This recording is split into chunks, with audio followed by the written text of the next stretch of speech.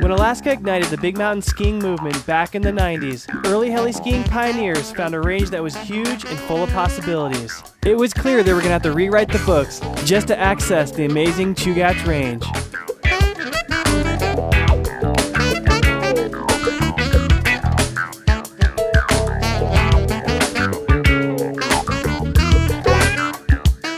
As we ventured off into new regions, we started opening up new terrain, and it really came down to good protocols that had never been developed before. I mean, our clients were the best skiers in the world. They were extreme skiers. They expected the steepest, meanest, scariest peaks.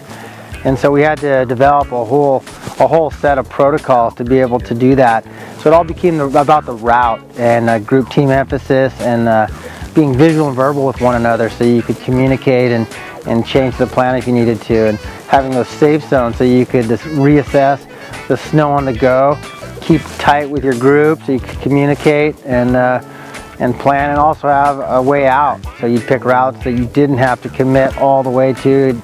You picked routes that give you the ability to get off them or sneak around them or to mountaineer down through them. It was a whole nother world when we first got up here.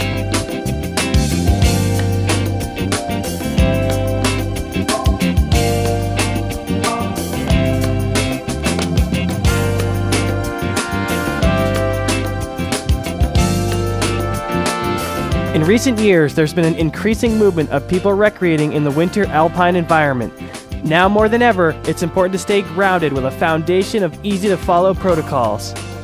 This is what's going to make you a better skier, to start going in the terrain that people are really going after these days. The terrain's been opened up. Now we just need to increase our knowledge, our depth in all mountain protocol, terrain management, and on-the-go snow assessment. Once you start getting those pieces put together, your skiing just goes to a whole new level.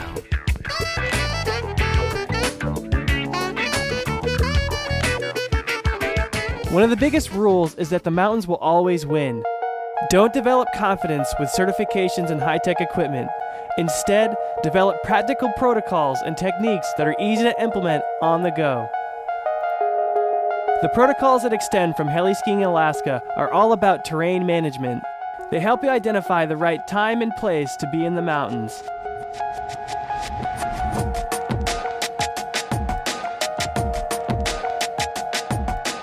I wanted to set up some practical protocols that were easy to implement, that allowed me to be visual and verbal with my clients.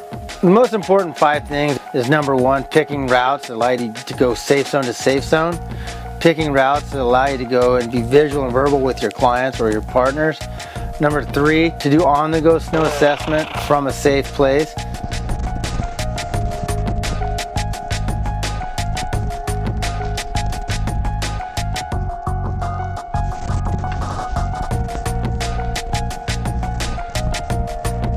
Number 4, to have an exit so you don't have to commit to the concave, the convex, or the broad wide open slope. And the most important, number 5, is to work from the apex or work from apex to apex. If it's group dynamics, you need to take into account how far, how steep, or how deep you're willing to go based on their ability. How well do you know them? How much experience do they have in the backcountry? And what kind of risk you're willing to take when you're out there.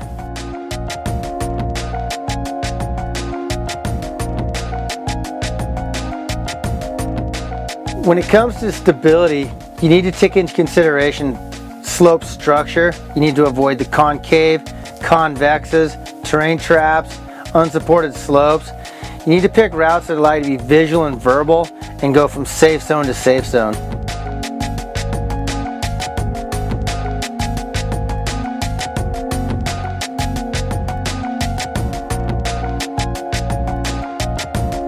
We just knew that it was all about developing the protocols, assessing from the top down, being in the right place, having safe zones, being able to assess on the go.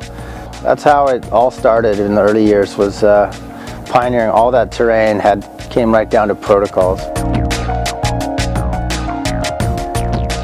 When heading out into avalanche terrain, you have to assess the day, choose the best route, and follow backcountry protocols as you travel through the mountains. Put it all together, and it's amazing what can be accomplished. In the spring season of 2011, all the elements came together, and Dean was able to tackle 2 long-awaited first descents in the Chugach Range. It's definitely more about the logistics. You got to have the right time, get the right snow, the right weather. Physically, you got to feel right. It's not that you can just go up and bag these things any day or every day. It really is about the right time.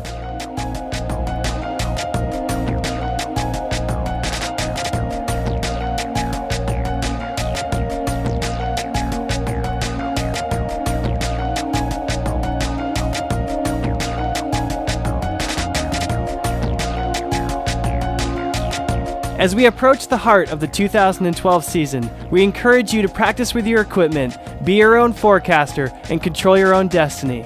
Be snow smart and live the steep life.